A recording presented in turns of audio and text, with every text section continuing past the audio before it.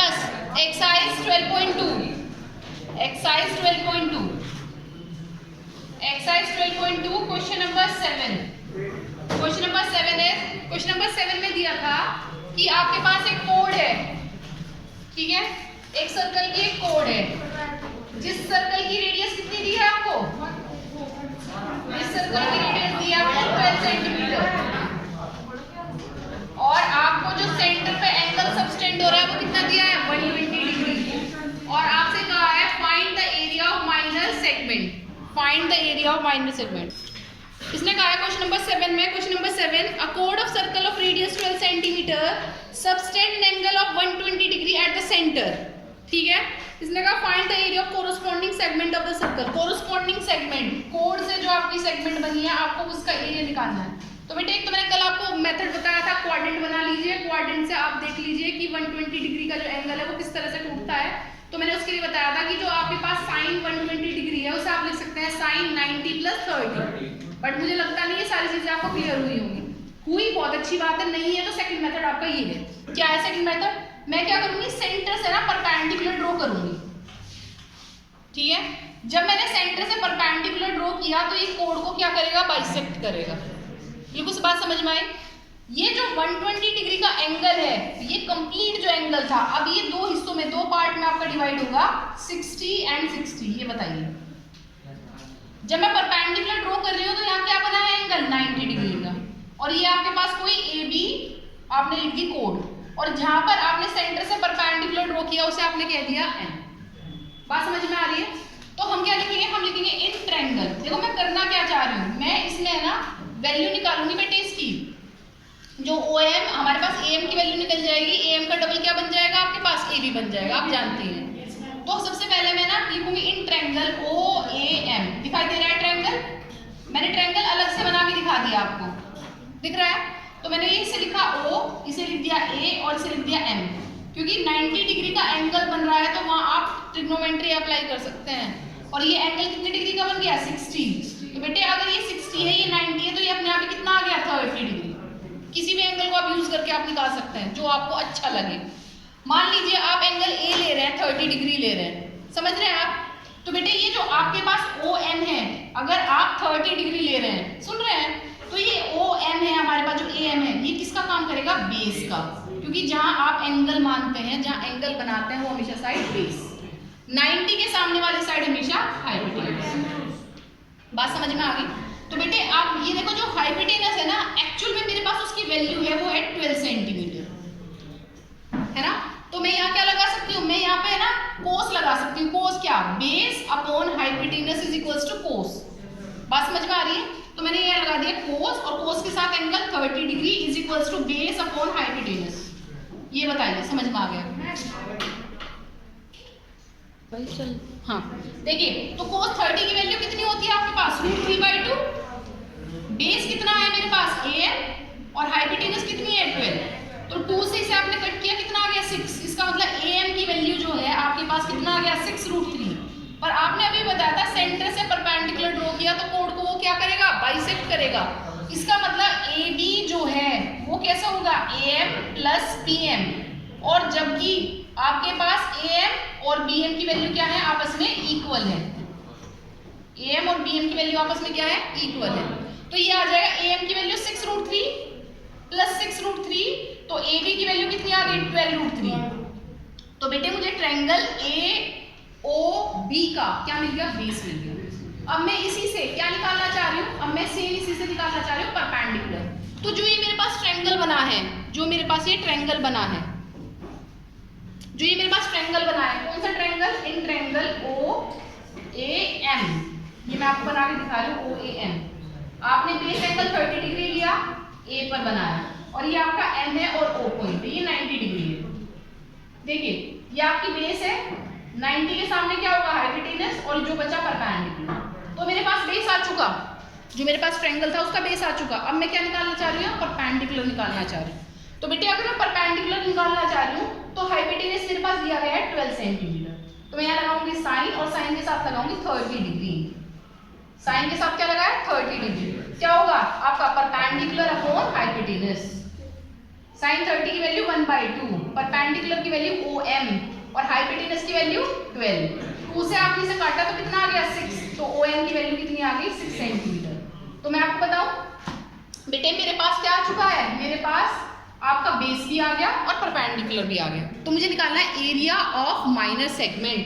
तो देखिए area of minor segment निकाल रही हूं मैं, एरिया ऑफ माइनर सेगमेंट। ध्यान से देखना, मेरी बात को समझने की कोशिश करना। मैंने आपको बोला था मैं एरिया ऑफ माइनर सेगमेंट कैसे निकालूंगी, सेक्टर में से, पूरे सेक्टर में से क्या माइनस करना है मुझे, ट्रायंगल। तो जो मेरा पूरा सेक्टर है उस पूरे सेक्टर का नाम है ओ ए, यहाँ पर अगर मैं कोई पॉइंट मान लेती हूँ क्यू बी, ये मेरा पूरा सेक्टर बना ओ ए क्यू बी, और उसमें से मैं क्या माइनस करना चाहती हूँ, ट्रायंगल ओ ए एम।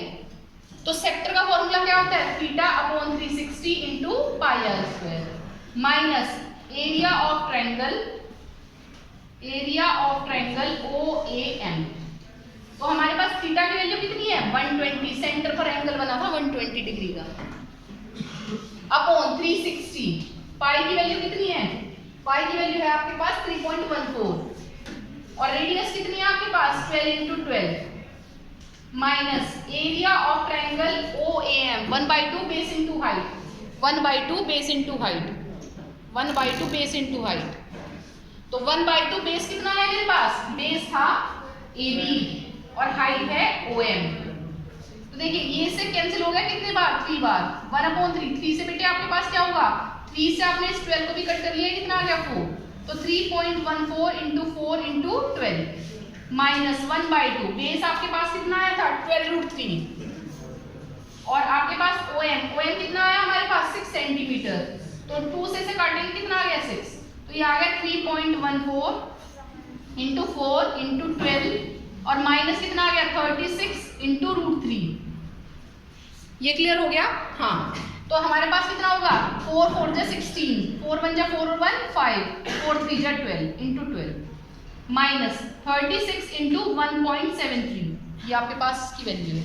तो ये आ गया हमारे पास कितना 12 6 जा कितना होगा 72, कैरी 7, 12 5 जा 60 और 7 कितना होगा 67, कैरी 6, 12 2 जा कितना होगा 24, 24 और 6 कितना होगा 30, कैरी 3, 12 1 जा 12 और 3 कितना होगा 15 माइनस 36 में मल्टीप्लाई करेंगे आपकी 6 इंटू 6 लिख लो, ज्यादा इजी होगा।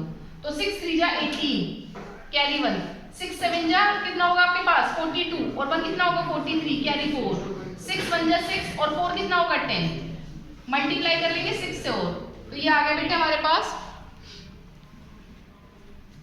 ये आ गया 50.72 माइनस 6 8 जा कितना होगा 48, कैरी 4, 6 3 जा 18 और 4 22, कैरी 2, ये आ जाएगा 2, 6 1 जा 6, माइनस करेंगे ना, ये आंसर आएगा 88.4 समथिंग, ये आपका आंसर आ जाएगा, कितना आ जाएगा 88.4, कितना आंसर आएगा आपके पास लास्ट में।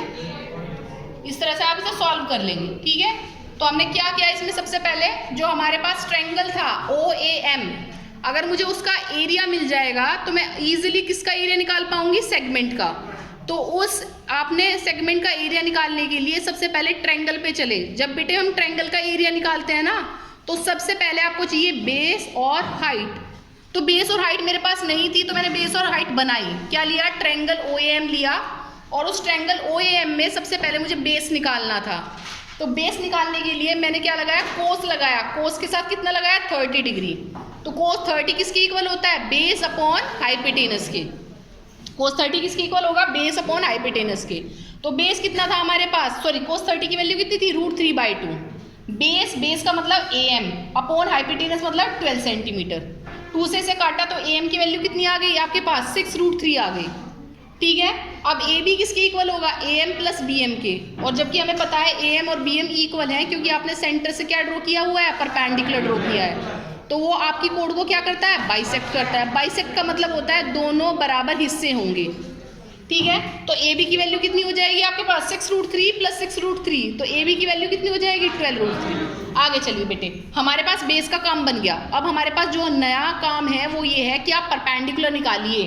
किसका परपेंडिकुलर निकालिए, ट्रायंगल OAB के लिए परपेंडिकुलर निकालिए। तो आपने दोबारा से वही ट्रायंगल लिया, दोबारा से कौन सा ट्रायंगल लिया, ट्रायंगल OAM लिया। इस बार आप यूज करेंगे क्या, परपेंडिकुलर अपॉन हाइपोटेनस, जिसे आप क्या बोलते हैं साइन, और साइन के साथ एंगल कितना बन रहा है 30 डिग्री। तो साइन 30 इज इक्वल्स टू क्या होगा परपेंडिकुलर अपॉन हाइपोटेनस। तो साइन 30 की वैल्यू 1/2, परपेंडिकुलर की वैल्यू OM, और आपका हाइपोटेनस कितना होगा 12, 2 से आपने कट कर दिया, कितना आ गया OM की वैल्यू 6 सेंटीमीटर।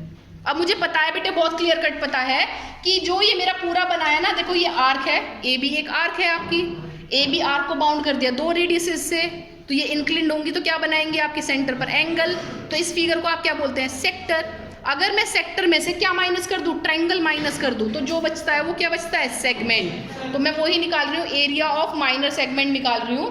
तो एरिया ऑफ माइनर सेगमेंट क्या होता है θ/360 into πr² minus area of triangle OAM, जिसे आप 1/2 r² sin थीटा लिख देते हैं कभी कभी, और 90 डिग्री का एंगल होने पर 1/2 बेस इंटू हाइट लिखते हैं, वही करा मैंने सेम। तो आपने इसमें वैल्यू पुट कर दी, और वैल्यू पुट करने के बाद ये आपका आंसर सॉल्व होकर 88.4 आ गया। इसने कहा नेक्स्ट क्वेश्चन है हमारे पास, question number 8, a horse is tied to a peg at one corner of a square shaped grass field of side 15 metre by means of a 5 metre long road. ठीक है, find the area of that part of the field in which the horse can race. तो इसमें क्या दिया गया है, एक आपको है ना स्क्वायर दिया गया है, एक आपको क्या दिया गया है स्क्वायर, ये आपको क्या दिया गया है स्क्वायर, ये आपको एक स्क्वायर दिया गया है। स्क्वायर की जो साइड है वो आपकी 15 मीटर है।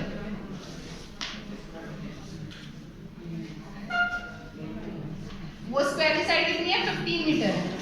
स्क्वायर के एक कॉर्नर पर क्या बांधा गया है हॉर्स, और उस हॉर्स के गले में जो रस्सी है वो बेटे 5 मीटर लॉन्ग। इसने कहा find the area of square, ठीक है, फाइंड द एरिया, इसने कहा area of that part of the field in which horse can graze. आपको वो पार्ट बताना है फील्ड का जिसमें आपका हॉर्स ग्रेज कर सकता है। तो बेटे एक बात बताओ, गले में रस्सी है, मान लो मेरा ही है, पैर इससे बांध दिया गया, ठीक है, तो मैं कहाँ तक जा पाऊंगी, जहाँ तक मेरी रेडियस होगी, है ना बेटे, जहाँ तक मेरी रेडियस होगी। तो अगर मेरे पैर में 5 मीटर की रस्सी बांध दी गई तो बेटे मैं 5 मीटर की रेडियस में ही घूम सकती हूँ। पर बेटे जो ये बाहर आपका बन रहा है ना पार्ट, जो बाहर आपका बन रहा है पार्ट, मेरा इससे कोई लेना देना नहीं है, क्योंकि मुझे कहाँ ग्रेज करना है, आपके स्क्वायर फील्ड में, ठीक है, क्योंकि वहाँ पे तो ग्रास है, वहाँ पे तो घास है। तो अगर आप ये देखें इस स्क्वायर का हर एक एंगल कितने डिग्री का है 90 डिग्री का। इस स्क्वायर का हर एक एंगल कितने डिग्री का है 90 डिग्री का। तो बेटे 90 डिग्री का है। अगर आप ध्यान से देखें, मैं इसे P और Q लिख दूं इन पॉइंट को, तो ये P Q आपका किसकी तरह काम करेंगे, आर्क की तरह काम करेंगे। और बेटे ये जो AQ और PQ है ना, ये रेडियस की तरह काम करेंगे, ये रेडियस हो जाए, क्योंकि ये अगर सेंटर है तो सेंटर को सर्कल में भी कहीं भी मिला वो हमेशा क्या कहलाती है, रेडियस कहलाती है। तो आप क्या लिखेंगे, area of field, area of field which horse can graze,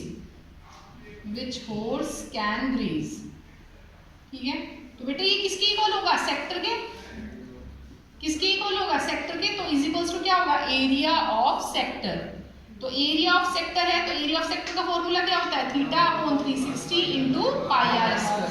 तो थीटा की वैल्यू कितनी है 90, क्योंकि स्क्वायर का हर एक एंगल कितना है 90/360 इंटू पाई की वैल्यू कितनी है, पाई की वैल्यू है आपके पास 3.14 इंटू रेडियस कितना है 5 इंटू 5।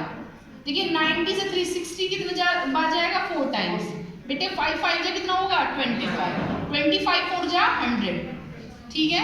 कैरी कितना बचेगा 10, 25 1 जा 25 और 10 कितना होगा 35, कैरी 3, 25 3 जा कितना होगा 75 और 3 कितना होगा 78 और डिवाइडेड बाय 4। तो 4 से डिवाइड कर देंगे, ये आ जाएगा 4 1 जा 4, कितना बचेगा 3 और 8, 4 9 जा 36, कितना बचेगा 2 और ये 5 है तो 2 और 5 25, 4 6 जा 24, कितना बचेगा 1 और 0, 4 2 जा 8 और जो बचा 4 5 जा 20।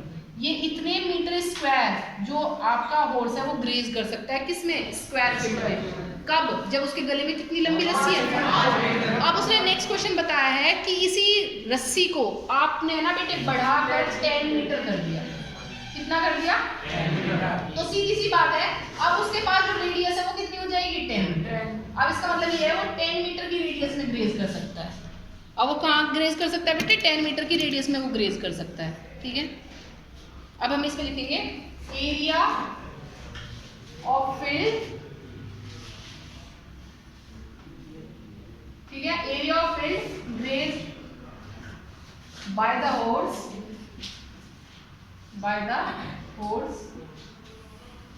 with 10 metre long rod. अब उसके गले में जो रस्सी है वो कितनी है बेटे?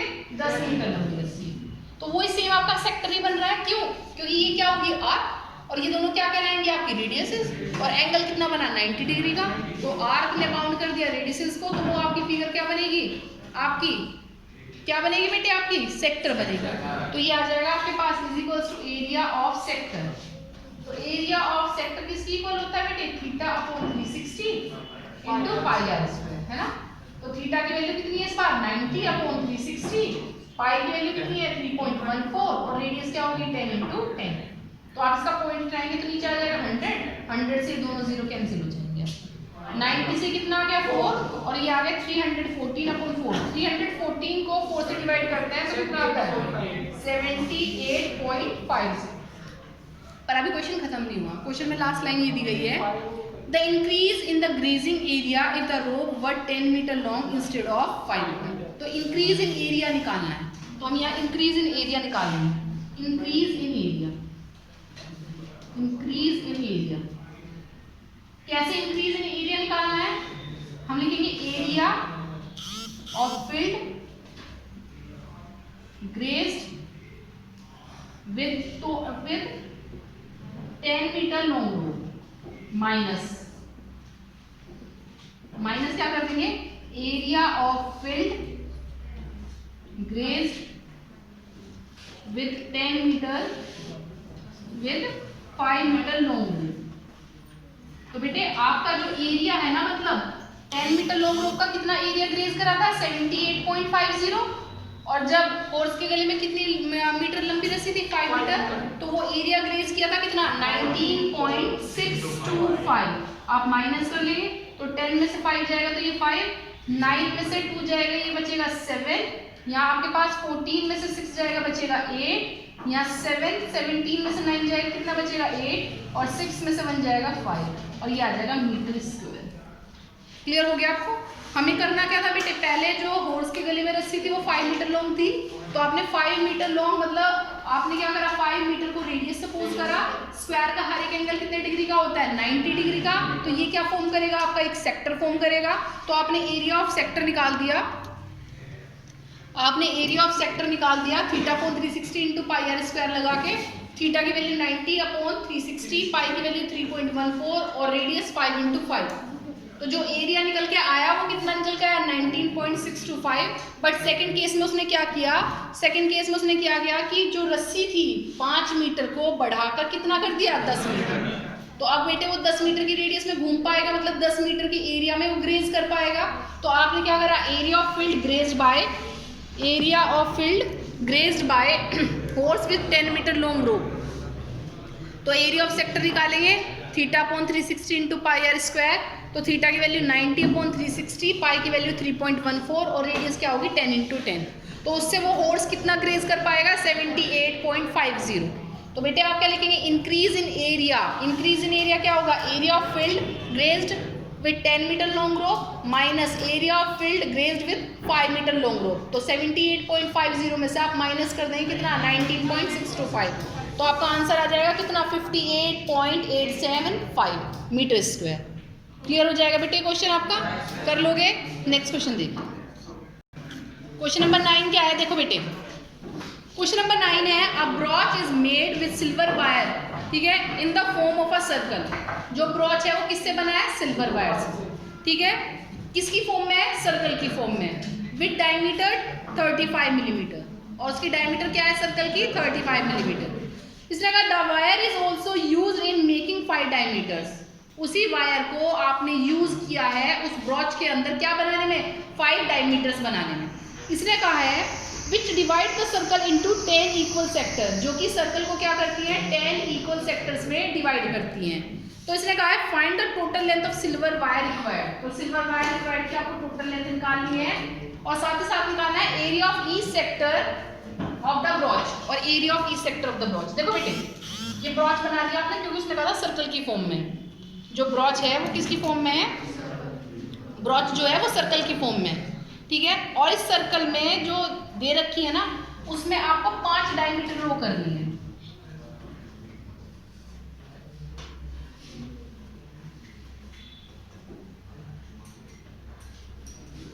ये आपने ना 5 डायमीटर रो कर दिए, ठीक है।